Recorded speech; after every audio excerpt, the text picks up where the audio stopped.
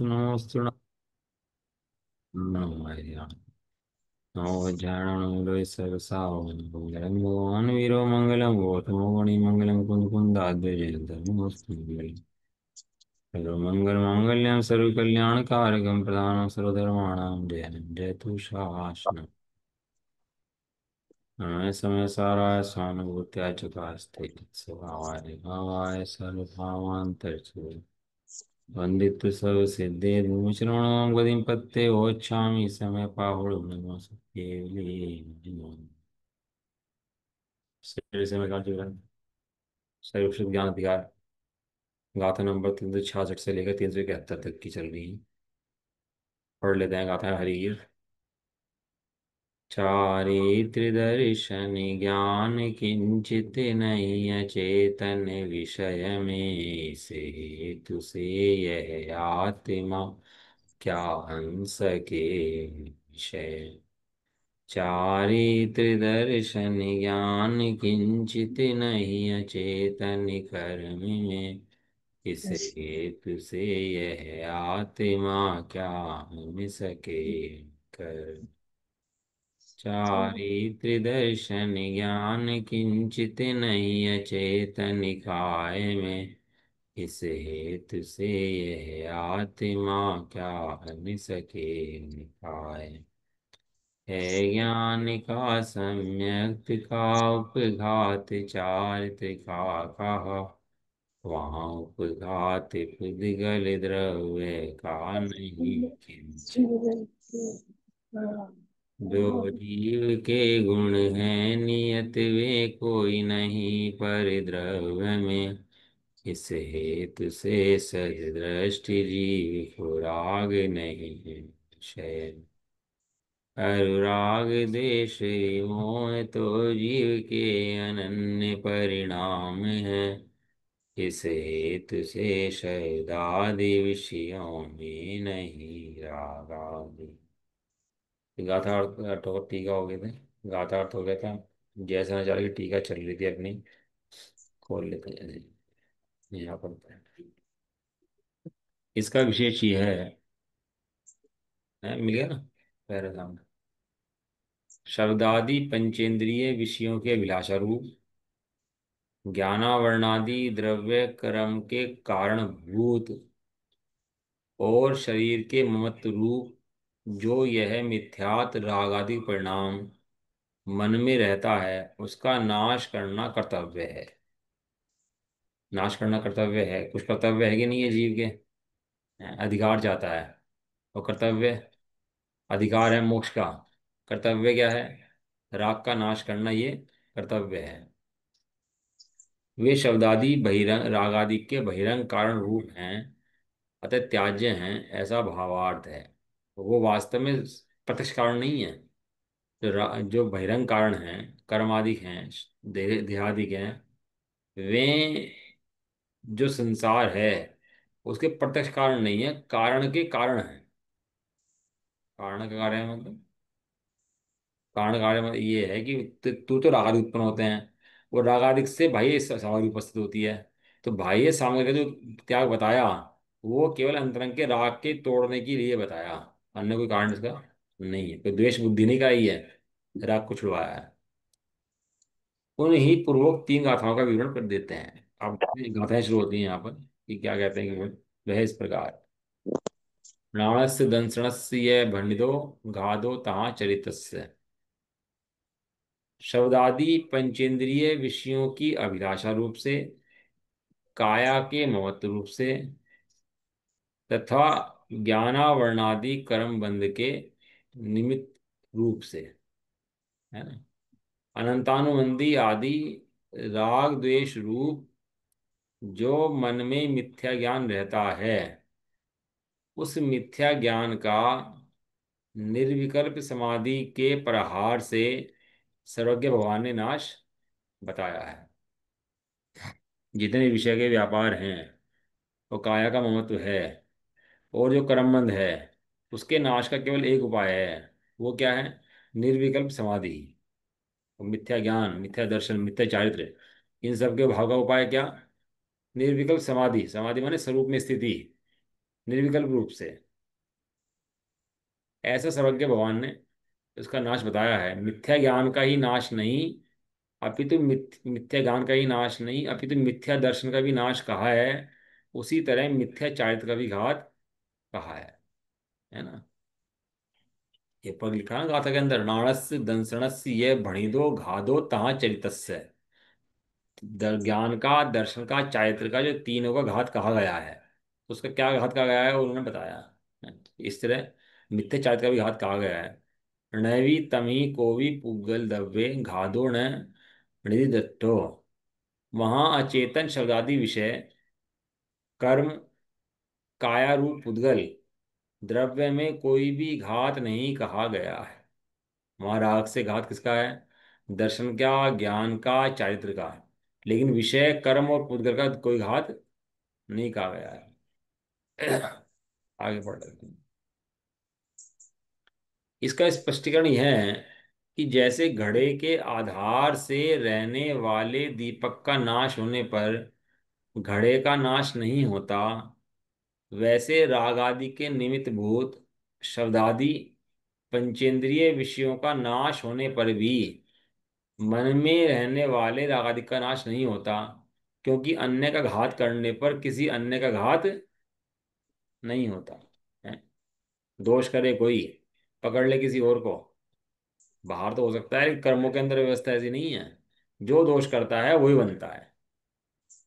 ये कह रहे घड़े का नाश, घड़ा है और दीपक है। दीपक जो है घड़े को प्रकाशित कर रहा है, तो घड़े को फोड़ दो, तो घड़े को फोड़ने से दीपक फूटेगा ही नहीं फूटेगा? दीपक का नाश होगा ही नहीं होगा? कि दीपक का कोई नाश नहीं होता। इस तरह शब्दादि पंचेंद्रिय विषयों को घात करो, नाश करो, तो उससे राग का नाश होता है कि नहीं होता? शब्दादि पंचेंद्रिय विषय, इसे हटाओ इसे लाओ, अभी क्या करते हैं ना, ज्ञान का घात करके जीव सोचता है सुखी हो जाऊं मैं। जबकि ज्ञान का घात करने से केवल ज्ञानावरण नाम का कर्म बनता है। हम देख नहीं सकते भैया, इन्हें हटाओ। इसको बोलते हैं अदेख सका का भाव। एक सुना आप लोगों ने? अदेख सका। अदेख सका मैंने, हम नहीं देख सकते भैया, इन्हें हटाओ, ये हम नहीं सुन सकते इस बदबू को, हटाओ इसको, ये हम नहीं देख पा रहे, इसको हटाओ यहाँ से। ज्ञानी किसी की नास्ती नहीं करता, क्योंकि ज्ञानी जानता है कि ये सामने इंद्रियों के विषय मेरे ज्ञान में बनने वाले गेय मात्र हैं। मेरा संबंध कितना है? इन गेयों से है, इन विषयों से नहीं। कौन दुखी होता है? जो विषयों को अपना जानता है, अपनी हानि मानता है, अपना लाभ मानता है। लाभ मानता है झपट्टे मारता है, और हानि मानता है तो भागता है वहां से, घृणा करता है। जबकि ये कहते हैं शब्दादि पंचेंद्रिय विषय, पंचेंद्रिय विषय मन के विषय आदि का नाश होने पर भी मन में रहने वाले राग आदि का नाश नहीं होता। उभयाभासी आ गया यहाँ पर पूरा का पूरा। उभयाभासी क्या करता है कि वो जंगल में आकर बैठ जाएगा, मुनि के समान बन जाएगा, बिल्कुल क्रियाएं मुनि वाली करेगा, और ऐसे ही होगा बिल्कुल, लेकिन उसके राग आदि का नाश नहीं होता ना अंदर से, तो उसका मिथ्यात्व का नाश भी नहीं होता, मोह का नाश भी उसके नहीं होता। मोह का नाश नहीं होता तो संसार का नाश भी नहीं होता। क्योंकि अन्य का घात करने पर अन्य का घात नहीं होता, विषयों का घात करने से मिथ्यात्व का नाश नहीं होता। क्या कहा? विषयों का नाश करने से मिथ्यात्व का नाश नहीं होता, मिथ्यात्व का नाश करने से ही मिथ्यात्व का नाश होता है।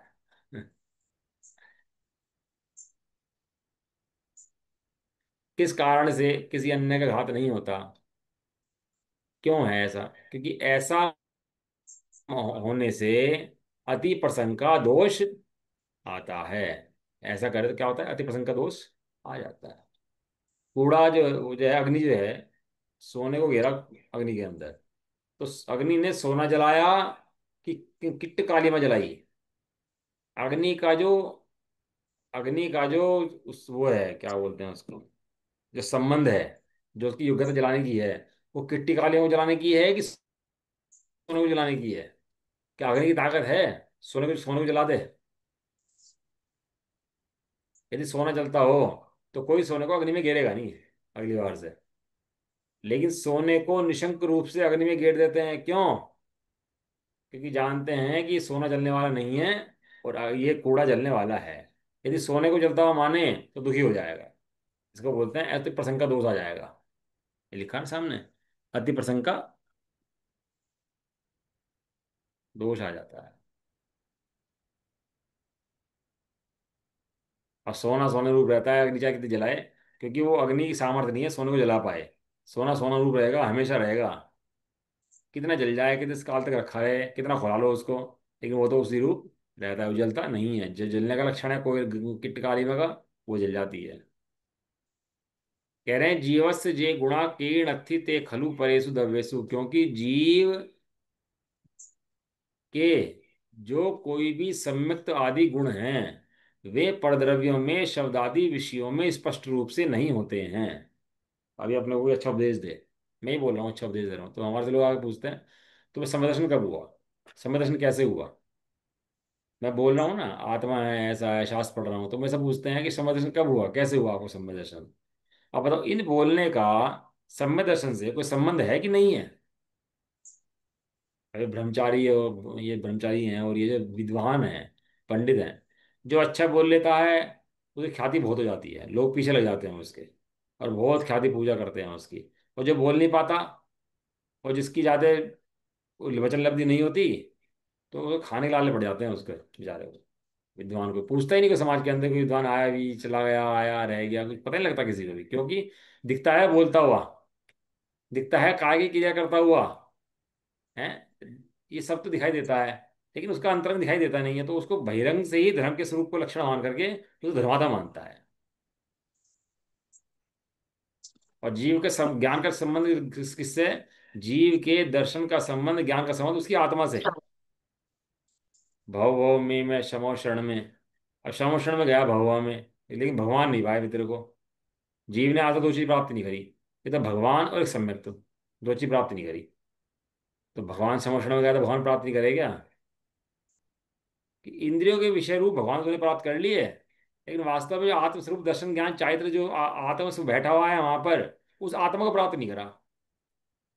क्योंकि जिन दर्शन में वो निज दर्शन में भेद नहीं है, जिन दर्शन में निज दर्शन में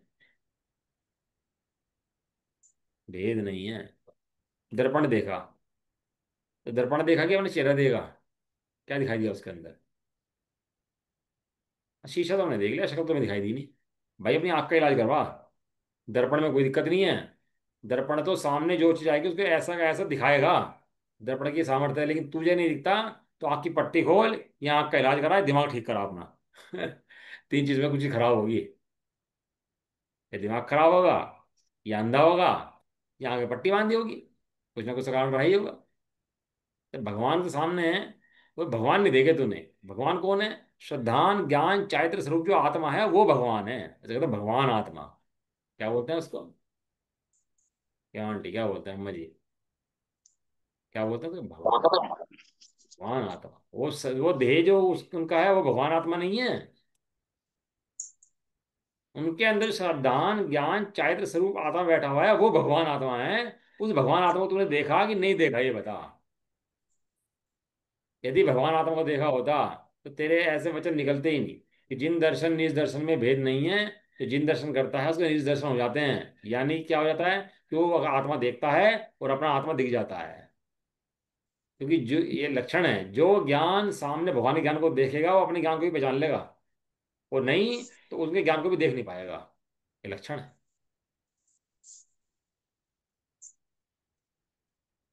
अब वह अच्छे वचन लब्धि हो जाए, अच्छा बोल ले, अच्छा चल ले, अच्छी क्रियाएं पाल ले, तो लगता है धर्मात्मा है। लेकिन ये पर द्रव्य के विषयादि लक्षण है, इनसे धर्मात्मा नहीं होता। इनसे धर्मात्मा, ये बाहर में क्या है ना, औद्योगिक परिणाम सबके भिन्न भिन्न होते हैं, स्त्रियों के अलग टाइप के होंगे, पुरुषों के अलग टाइप के होंगे, पति के कुंवारा होगा उसके सबके औद्योगिक परिणाम अलग अलग होते हैं, अलग जाति के होते हैं। और कषाय का कोई विशेष बल भी होता है किसी को, किसी को क्रोध का होगा, मान का होगा, माया का होगा, लोभ का होगा, हास्य का हो सकता है, वेद का हो सकता है। कोई भी कर्म का वेद उसको हो सकता है। आप ये कहो कि भैया नहीं भैया ये तो बहुत क्रोध करते हैं, ये तो बहुत भैया वो क्रोध नहीं करते, ये क्रोध करते हैं तो धर्मात्मा नहीं है, और ये क्रोध नहीं करते धर्मात्मा है इसलिए। समझ आप इसे, कहाँ धर्मात्मा की पहचान कहाँ से करी। जैसे कषाय है, जैसे कषाय नहीं है, जैसे क्रोध मान माया लोग अति मंद है भाई साहब, ये दान देते हैं भाई साहब, निगाह नहीं उठाते बिल्कुल भी, ये इतना मान मंद है भैया। लेकिन लोग कषाय तो उनके हृदय में है ही नहीं जरा सी भी है। हंसना तो इन्होंने जीवन में देखा ही नहीं, बिल्कुल शांत रहते हैं, गंभीर रहते हैं। लेकिन बात यहाँ पर यह कषाय का अगर उधर चल रहा हो उसके, तो समदृष्टि हो सकता है नहीं हो सकता। क्योंकि जो तू बात करता है वो प्रत्याख्यान या प्रत्याख्यान कषाय की बात करता है, और जो हम बात करते हैं वो अनंतानुबंधी कषाय की बात करते हैं। दिखने में आती है प्रत्याख्यान या प्रत्याख्यान, और मुख्य रूप से बैठी रहती है अंदर अनंतानुबंधी। अब पकड़ लो, ज्ञानी विद्वान भी अपने ऐसे ऐसे मतलब दृष्टांत आप पढ़ लोगे कि घूसों घूसों से मार दें, लातों से मार दें, और सब में दृष्टि दें। लक्षण अलग अलग है ना, वे दोनों न्यारे न्यारे हैं ना। तो डॉक्टर साहब के ऊपर एक बार बहुत आरोप लगा, ये तो बहुत मानी जीव हैं, ये तो बहुत मान कषाय है इनको, ये तो भैया भयंकर, इनको तो मान पकती है। तो स्टेज से बैठे, वो स्टेज पे बैठ के बोले कि भैया मान कषाय है ना, मैं कब मना कर रहा हूँ मान कषाय नहीं है, मेरे मान कषाय है। लेकिन ये पहचानो अनंतानुबंधी है कि प्रत्याख्यान है। अब प्रत्याख्यान है, अब उसकी पहचान तो है नहीं, नाम का भी सुने नहीं। तो जो क्रोध उत्पन्न होता है उसको मिथ्या दृष्टि मानता है, और कोई क्रोध नहीं होता उसको सम्यक दृष्टि मानता है। बताओ क्या संबंध है इसका, कर्मों के उदय का और जीव से।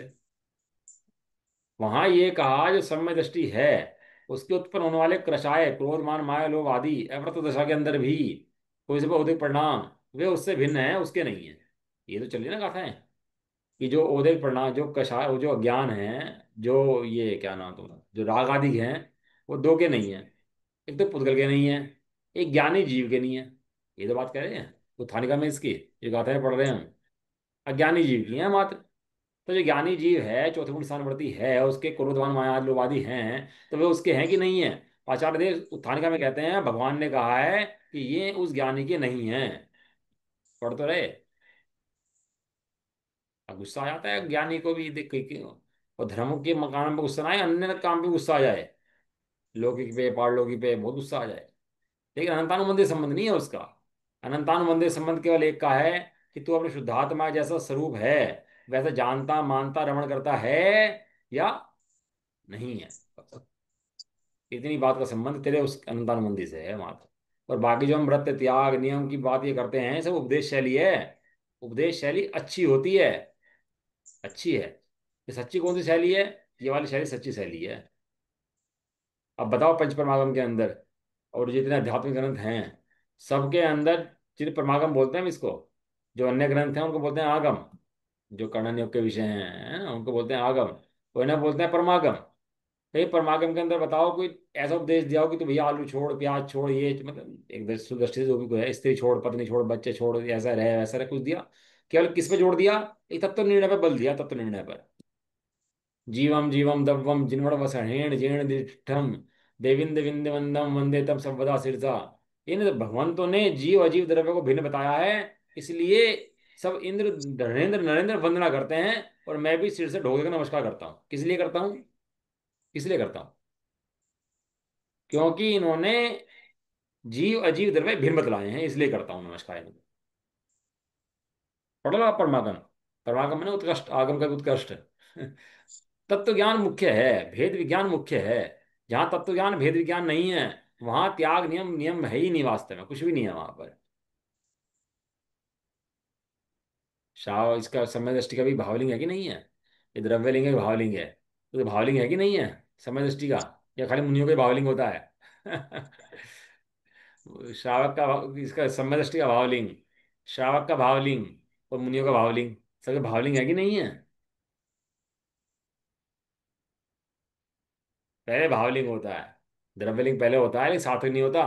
तो सार्थक किस होता है? भावलिंग होता है। कल गाथा अष्टपाउड़ में गाथा कल पढ़ रहे थे, उसमें लिखा भावलिंग के बिना द्रव्यलिंग भी कुछ काम का नहीं है, पहले भावलिंग होगा। भावलिंग मैंने अपनी आत्मा का श्रद्धान ज्ञान चारित्र, इसका नाम क्या है? इसका नाम भावलिंग है।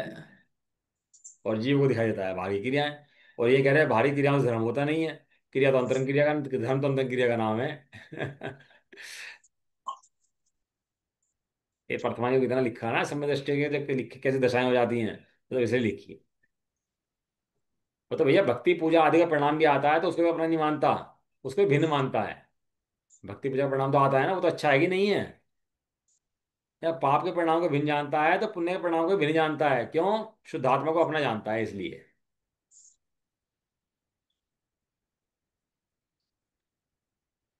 हम्म। कह रहे क्योंकि जीव के जो कोई सम्यक्त आदि गुण हैं वे परद्रव्यों में शब्दादि विषयों में स्पष्ट रूप से नहीं होते हैं। क्या शब्द दिया? स्पष्ट रूप से। स्पष्ट रूप से मतलब एकदम पृथक। ऐसा आया कि मिथ्या दृष्टि हो तो वो ऐसा उपदेश कर दे कि सामने वाला सम्यक दृष्टि हो जाए और उसके जीवन में सम्यक का अंश ना हो। ऐसा कमाल। उदाहरण दिया कि भांड हो, ऐसा नृत्य कर दे कि काम उत्पन्न हो जाए दूसरे को, तो खुद को काम उत्पन्न नहीं होता।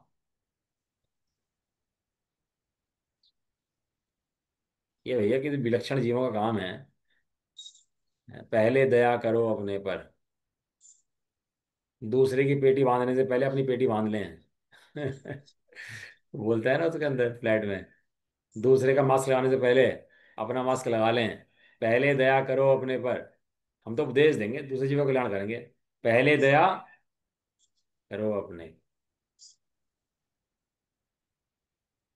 अरे तो आराधना कर, जो तेरी आराधना में से तेरे समझ में आए, उसमें जो निकले वो समझा दे। वरना समझाने के लिए तो आराधना मत कर। जो समझ में आए पढ़े, अभ्यास करे, तो अभ्यास में तो कुछ निकल जाए तो निकल जाए। फिर पढ़ाने के लिए अभ्यास करने लगे और अपनी आराधना में पता ना हो, तो उससे तो काम नहीं होता। यार अपने श्रद्धान ज्ञान चाहे तो सुधरे तो सब सुधरा, और नहीं सुधरे तो कुछ नहीं सुधरा।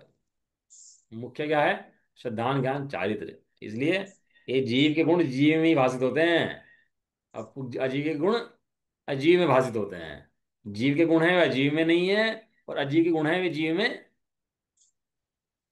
नहीं है।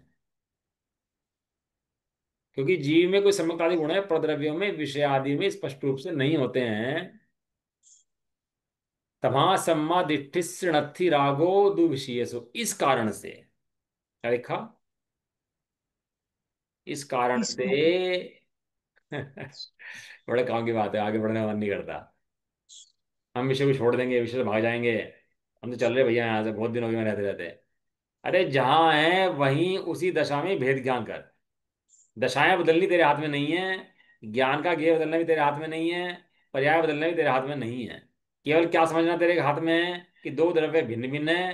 तेरा द्रव्य त्रिकाल शुद्ध परमात्मा है, और बाकी द्रव्य अन्य भिन्न पुद्गल आदि जीव द्रव्य हैं। वे दोनों द्रव्य दूसरा काम करते नहीं है। यहाँ जो भ्रांति टूटती है तेरी दोनों द्रव्यों के संबंध में, ये जो मिथ्या टूटता है, तीन टुकड़े होते हैं, इस कारण से। असंग आया इस कारण का मतलब? इस कारण से। अभी जब तक तो एक मानता रहेगा द्रव्य को, इतना त्याग कर पाएगा भाई, तो पानी तक नहीं छान पाएगा। तो क्या बात करता है? जब तक जीव को नहीं देख पाएगा तो पानी नहीं छान पाएगा। और भी तो बात छोड़ दो, क्या दया दया करेगा और क्या क्रियाएं पालेगा फिर आगे जा करके। इस कारण से निर्विषय। आह, क्या शब्द है! आचार्य के शब्द भी ऐसे हैं। माँ उठाया था ऊपर विषय, और क्या उठाया? और दृष्टि विशेष हटानी है ना इसकी। निर्मम आत्मा, निर्मम। निर्मम मैंने कठोर, भैया कठोर हो गया। निर्मम मतलब कठोर हो गया। कठोर निर्मम मैंने कठोर नहीं। निर्मम मैंने मोह को देखना बंद कर दिया, इसका नाम निर्मम है। जहां मोह नहीं है, आत्मा को उसे देख लिया, इसका नाम निर्मम है। निर्मम हो गया मोह के प्रति, अब मोह चला गया भैया अपना, और क्या है। तो कोर्ट में गवाही देने बनाया ना मोह को, कि भैया तूने जीव को हैरान कर रखा। कहने लगा भाई साहब मैं बिल्कुल हैरान नहीं करता, ये बुलाता है तो आता हूँ, जब तक कहता है तब तक रहता हूँ, और पहले भी जाने के लिए कहे, मेरी बेइज्जती कर दे, तो मैं पहले चला जाता हूँ। मैं कहीं रहता नहीं। यदि मुझे पहले कहे भी चला जाओ, इतना कह दे मैं चला जा, बस मेरे लिए इतना काफी है, मैं चला जाऊंगा भाई साहब। अब बताओ मेरी गलती कहाँ पर है? इसे बोलते हैं निर्मम। मोह तो मेरा कुछ नहीं लगता, इसका नाम क्या है? निर्मम। स्त्री हो पत्नी हो अपनी, उसे इतनी बात कह दे, तेरा मेरा कोई संबंध नहीं है, बस इतने से वज्रपात हो जाता है। इतने से वज्रपात। निर्विषय आत्मा के अंदर विषय नहीं है, ऐसा निर्विषय स्वयं शुद्धात्म भावना से उत्पन्न सुख से तृप्त सम्यक दृष्टि के विषयों में राग नहीं है। भाई साहब हमने देखा वो बैठा चार रसगुल्ले खा गया भाई साहब, बैठा बैठा चार तो भुट्टे खा लिए उसने। है भाई साहब, ऐसा रस पीता है वो तो बैठ करके, मजे तो क्या लोग पूछ के, हम तो इतना तो हम भी नहीं खाते जितना वो खाता है। काया बात का त्यागी है भाई वो, क्या बात का ज्ञानी है, समय दृष्टि है, इतना खाता है भाई साहब। क्या कह रहे? तेरे लक्षण गलत है भाई। वो स्वयं शुद्धात्म भावना से उत्पन्न सुख से तृप्त है कि विषयों से तृप्त है? विषयों से तृप्त दिखता होने पर भी वो अपने स्वयं शुद्धात्मा से ही तृप्त है। क्यों कि भेद विज्ञानी को सदा निशुद्धात्मा ही भासता है, अन्य कुछ भी विषय भासते नहीं है। विषय दिख तो सकते हैं कि भोग रहा है, लेकिन ये कौन जाने इस ज्ञानी विषय भोगता हुआ भी भोगता है नहीं भोगता। गाथा आई थी ना पहले भी, पढ़ी थी ना अपन लोगों ने। ये कौन जाने सम्य दृष्टि विषय भोगता है कि नहीं भोगता। अब से दिखता है भोगता हुआ, वो अंदर में स्वयं शुद्धात्मा का भान है, इस दृष्टि से विषयों को भोग सकता ही नहीं है। अभी किसी के घर में मरण हो जाए, एक वो स्वामी जी लिखते हैं ना, अच्छा, एक एक आदमी को आदत थी पूरी पकवान खाने की, हमेशा वो खाए, वो क्या बोलते हैं उसको, वो घी में कर देते हैं ना, रोटी को मसल देते हैं, क्या बोलते हैं उसको, घी में चूरमा, चूरमा बना देते हैं उसका। तो चूरमा खाने का बहुत आदत है उसको, घी में घिवा के। और चूरमा खाए रोजाना, सेठ जी चूरमा ही खाए, इसके अलावा कुछ ना खाए, पचे नहीं सेठ जी को, खाए चूरमा ही। तो क्या हुआ कि बालक का मरण हो गया भैया, अपने बालक का। अब कुछ और पछता नहीं। और 2 दिन 3 दिन खाया नहीं। अब चौथे दिन लाए तो चूरमा लाए उनके लिए, और वे सेठ जी चूरमा खा रहे हैं। अब ये कह रहे थे, स्वामी जी के प्रश्न में आया था कि चूरमा के अंदर कितना रस लग रहा है उसको, ये बताओ किस तरह से चूरमा खा रहा हो वो घी का सड़ा हुआ मीठा चूरमा कैसा लग रहा है उसको। खा तो चूरमा रहा है बाहर में दिखता हुआ। ऐसे सम्य दृष्टि बाहर के विषय में भोगता हुआ दिखता है, लेकिन राग नहीं है। क्यों? क्योंकि जुड़ाव कहाँ है उसका? जुड़ाव आत्मा से है, इसलिए राग नहीं है।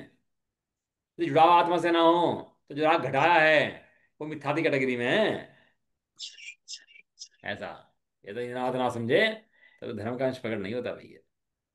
ये तो स्वामी, ये तो गुदगुचार्य रामचंद्र देव, गुरुदेव, इन्होंने अमृत बरसाया है, अमृत।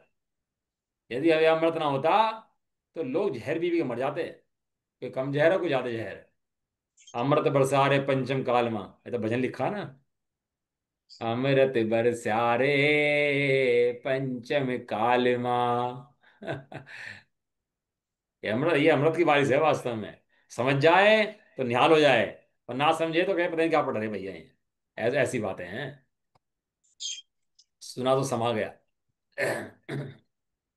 उस सम्य दृष्टि को, वो जो आत्मा है जिसके अंदर विषय नहीं है, इसका सुख पूर्वक उससे उत्पन्न सुख से देखते रहे, विषय में राग उसको उत्पजता ही नहीं है। वो धीरे धीरे घटेगा, घट जाएगा, लेकिन उसको राग उस जाति को उपजता ही नहीं है भैया। रागो दोषो मोहो जीवस्य दूजे अनन्न परिणामा। कि राग द्वेष मोह अज्ञानी जीव के अशुद्ध निश्चय से अभिन्न परिणाम है, और ज्ञानी के नहीं है। और जो ऐसा भेदी ज्ञान जानता है वो ज्ञानी है, इसलिए राग द्वेष मोह उसके नहीं। नहीं है। हाँ, इसके नहीं है। ऐसा है भाई साहब। हमें जमीन लेनी हो, जमीन देख ली, फाइनल कर ली, बयाना कर दिया, पैसे दे दिए, रजिस्ट्री पे जाकर खड़े हुए हैं केवल प्रॉपर्टी की, और रजिस्ट्रार रजिस्ट्री कर रहा है और हम खड़े हुए हैं, रजिस्ट्री भी हुई नहीं है, नाम है प्रॉपर्टी हुई नहीं है, लेकिन खड़े हुए हैं और रजिस्ट्री के लिए वो भी खड़ा हुआ है, और रजिस्ट्रार देख रहा है बस। कितनी बात है। अब बताओ उसको जमीन का अपनापन उसको आ रहा कि नहीं आ रहा? अपनापन तो आ ही रहा। हाँ, अपनापन ये आत्मा के अंदर अपनापन, ये यही समदृष्टि है वास्तव में। उसके राग द्वेष मोह अशुद्ध निश्चय से, कहाँ गया? हाँ यही तो है। राग द्वेष मोह अज्ञानी जीव के अशुद्ध निश्चय से अभिन्न परिणाम है।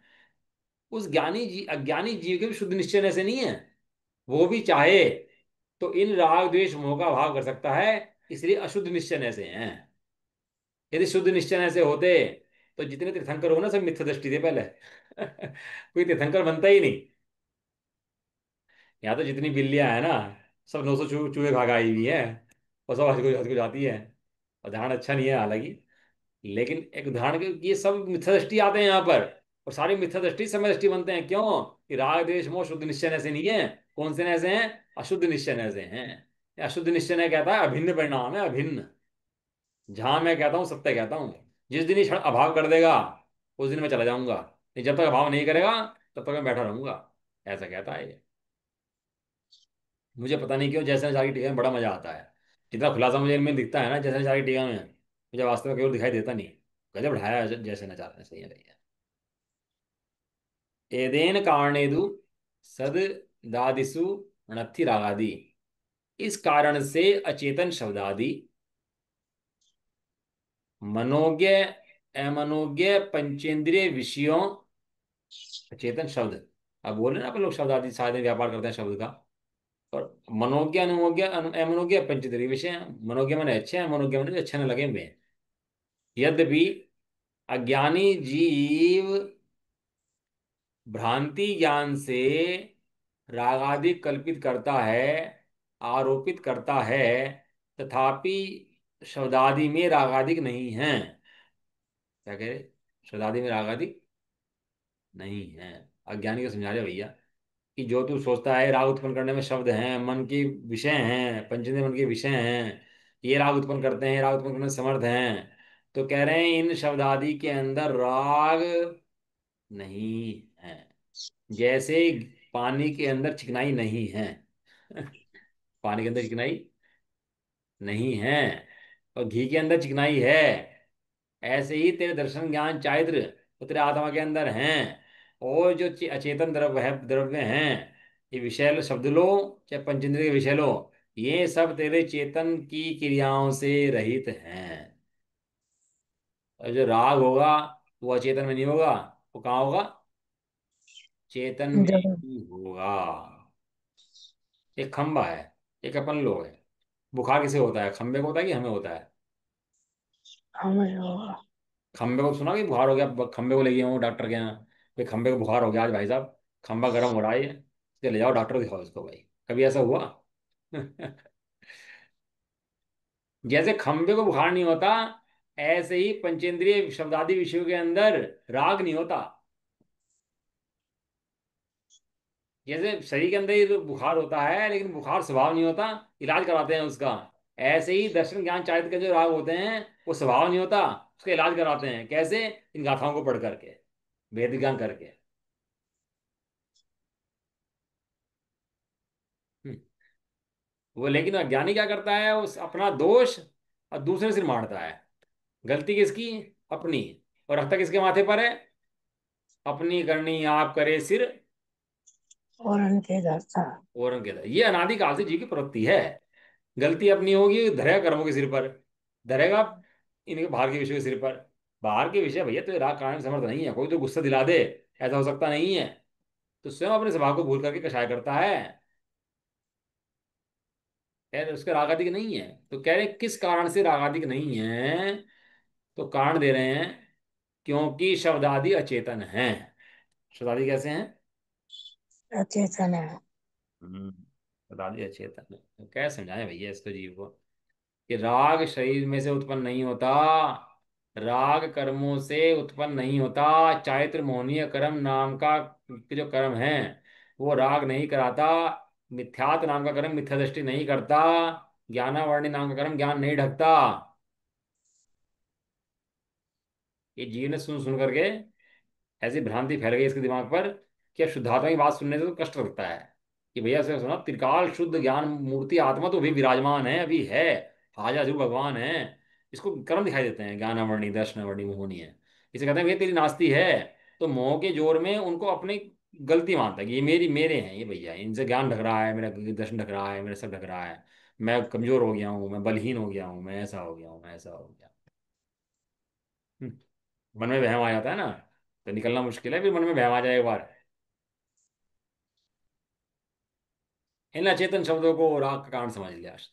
इसलिए सिद्ध है कि राग द्वेष दोनों बहिरात्मा अज्ञानी के तब तक ही होते हैं जब तक मन में त्रिगुप्ती रूप से स्व संवेदन ज्ञान नहीं है। बताओ इससे ज्यादा आचार्य क्या लिखे और बताओ। तेरे सिर से बोझा हटा देते हैं बिल्कुल, और तू बोझा हटाने तैयार नहीं होता। तो मान्यताओं में ज्ञान बसाए रखता है कि पेड़ की जड़ें हों नीचे, और पेड़ की जड़ें ना सूखी हों, और पत्ते सूख जाएं ऊपर के।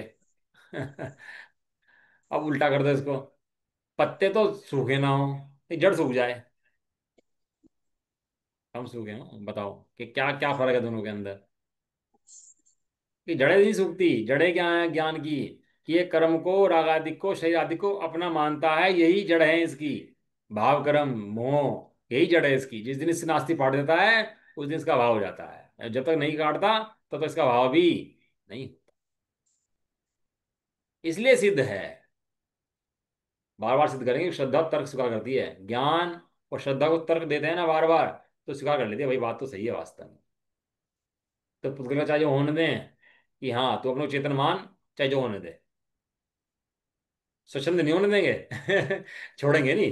तो जिस दृष्टि से तू कह रहा है ना, चाहे जो कर लें, वो दृष्टि नहीं देंगे। तो सोचो स्वच्छंद करके छोड़ देंगे, ऐसा नहीं छोड़ेंगे बिल्कुल भी। ज्ञान की दृष्टि पूर्वक तू कहे, कोई दिक्कत नहीं है। जो होने तो हो, जो या हो जान दे, कि हाँ 96,000 रानियां हो जान दे, 6 खंड का वैभव हो जान दे, इंद्र हो जान दे, नील रानियां, इंद्रिय इंद्राणियां हो जान दे, जो हो जान दे, कोई दिक्कत नहीं है फिर। लेकिन ज्ञान पर जड़ मत हट जाना। ज्ञान सिंहासन से हटा, सो ही क्या हो जाएगा।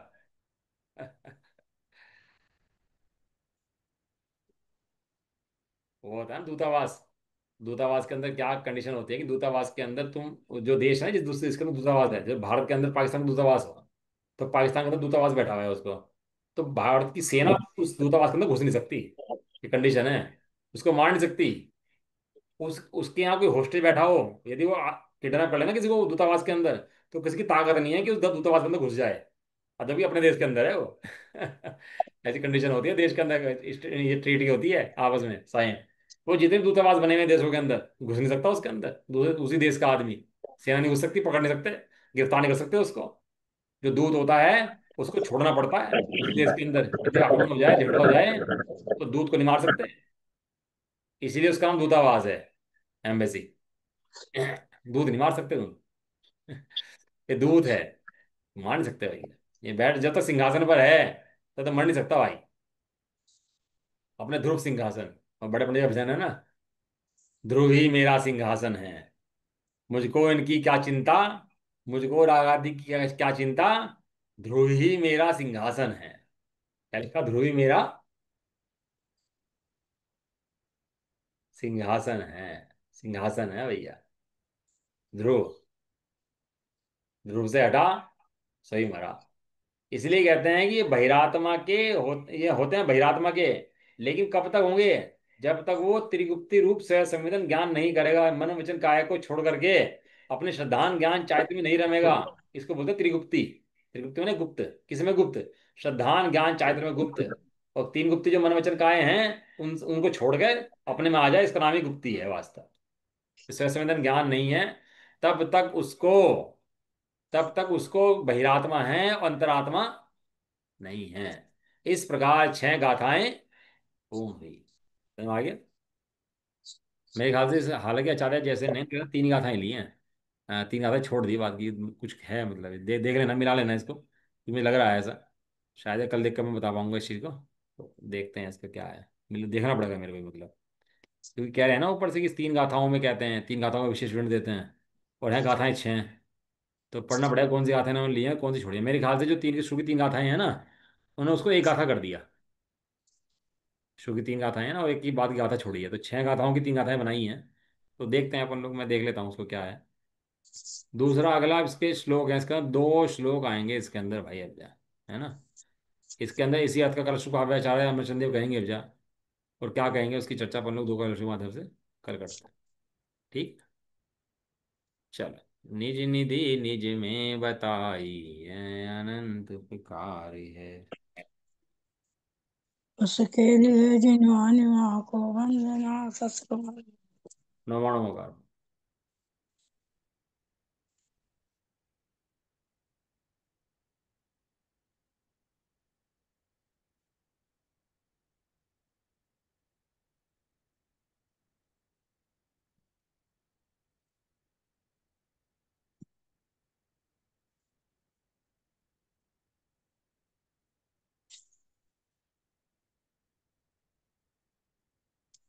जब लोग आसन जुड़ाई माता की, जय हो। महान जैन धर्म की। जय हो। एक साथ बोलिए। सबको जय जय हो। जय।